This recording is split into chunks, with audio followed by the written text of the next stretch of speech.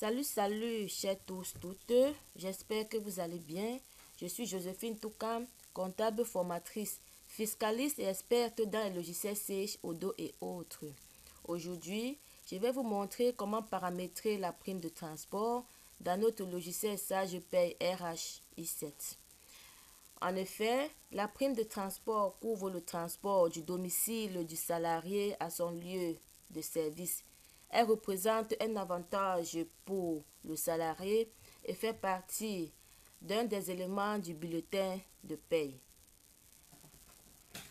Il y a une différence entre la prime de transport et l'indemnité de transport ou l'indemnité de déplacement.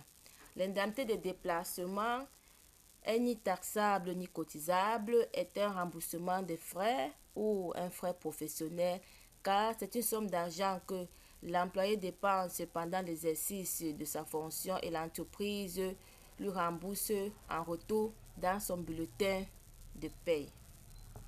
Pour paramétrer notre prime de transport, j'ouvre mon fichier paye i7, je vais au menu liste constante.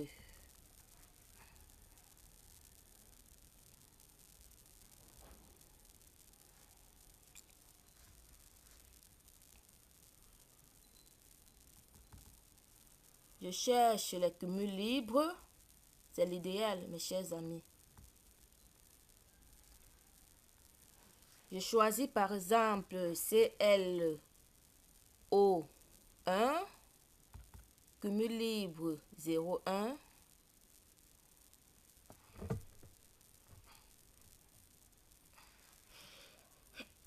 Pardon. Je viens ici à intituler, j'écris prime de transport.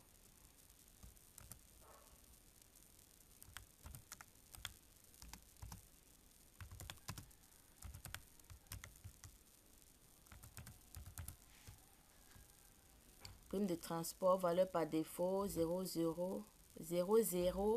OK. Je choisis les cumuls libres pour paramétrer mes primes et indemnités parce que le paramétrage est plus facile avec les cumuls libres car à la clôture du mois N et à l'ouverture du mois N plus 1, nous pouvons retrouver intégralement le montant des cumuls libres paramétrés. OK, CL01 prime de transport. Et puis, je reviens au menu liste, rubrique, pour créer maintenant la rubrique prime de transport. Créer. La prime de transport est de type brut car elle fait partie du salaire brut. Type brut. Code, je mets par exemple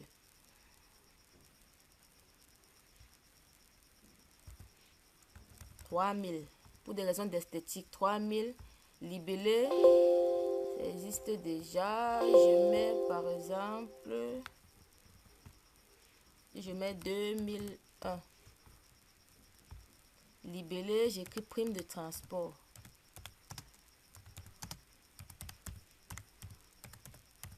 Libellé, prime de transport. Mémo pas obligatoire. Élément constitutif.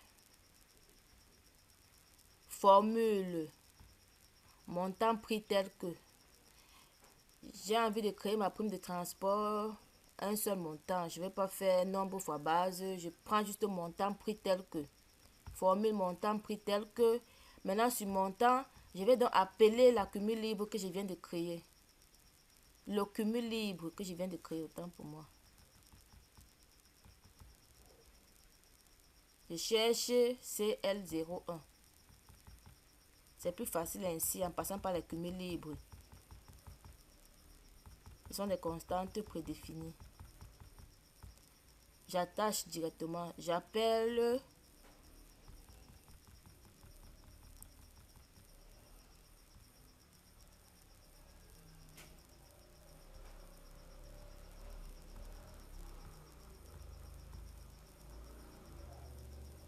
OK. Élément constitutif. Montant prix tel que CL01. Association.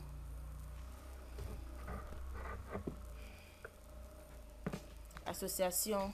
Élément taxable. Oui, elle est taxable. Je mets plus. Élément cotisable. Non. Je laisse non.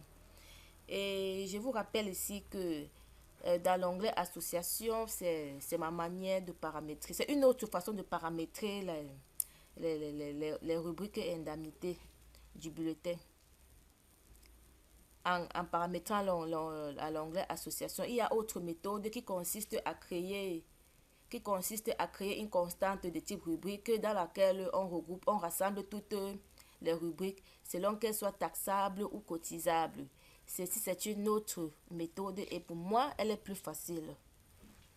Il m'arrive parfois de faire les deux méthodes, mais j'opte toujours pour celle-ci. Ici, élément taxable, c'est brut partiel 1. Élément cotisable, c'est brut partiel 2. Et puis, je mets OK. Après avoir créé ma prime de transport, je dois l'ajouter à un bulletin modèle. Je vais donc à gestion, bulletin modèle. J'ouvre mon modèle horaire. Clic droit dans le vide, activer une rubrique. J'active ma prime de transport. OK. J'espère que c'est bien. OK. Et puis, je procède à l'édition de bulletin de paie pour confirmer mon paramétrage. Gestion, bulletin salarié. J'ouvre le deuxième salarié.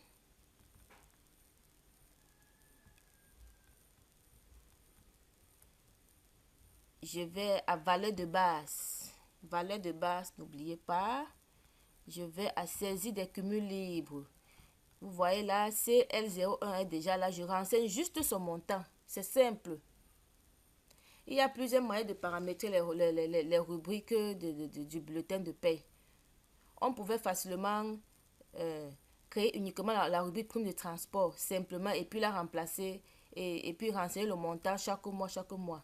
Mais là, c'est un peu difficile puisque ça entraîne une répétition.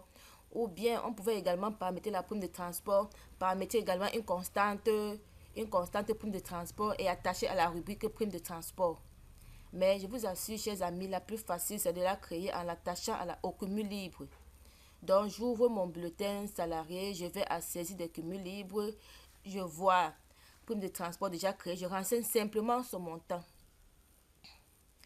Et si nous voulons que le montant des cumuls et si nous voulons que le montant de la prime de transport en particulier et le montant des cumuls libres que nous paramétrons en général apparaissent, se répercutent dans le bulletin de paie du mois prochain, nous allons simplement aller afficher paramètres de paie et cocher cumul libre de façon à ce qu'il se reporte le mois prochain. Je viens ici, je renseigne le montant de ma prime de transport. Je mets par exemple 30 000. Et puis je vais à bulletin calculé.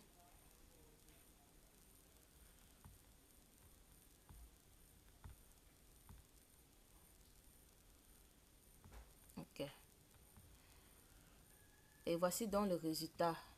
Prime de transport 30 000. Total salaire brut 549 990. Je peux éditer. Ce bulletin de paie pour le moment ne compte que 2 rubriques. Et puis j'imprime mon bulletin de paie partiel. Je l'appelle partiel parce qu'il n'est pas encore complet.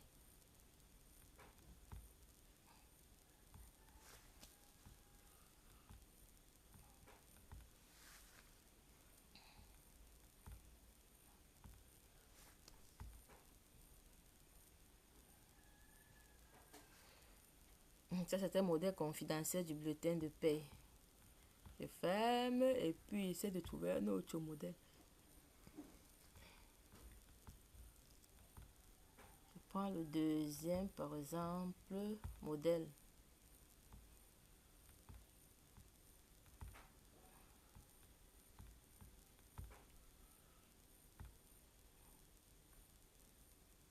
OK, ça c'est bon. Voici le bulletin de paie que je viens d'éditer avec la rubrique prime de transport.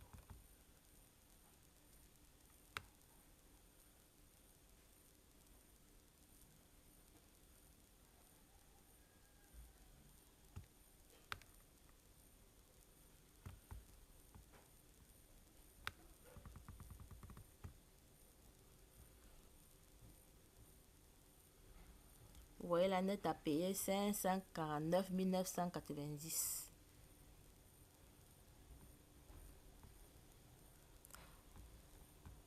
Ok. J'espère que cette vidéo vous a beaucoup édifié et va beaucoup vous aider dans le paramétrage de votre prime de transport. Merci de me contacter sur WhatsApp pour des formations et autres préoccupations professionnelles. Merci également de liker, partager, critiquer, commenter mes vidéos via mon compte YouTube, WhatsApp et autres. Au revoir. Merci.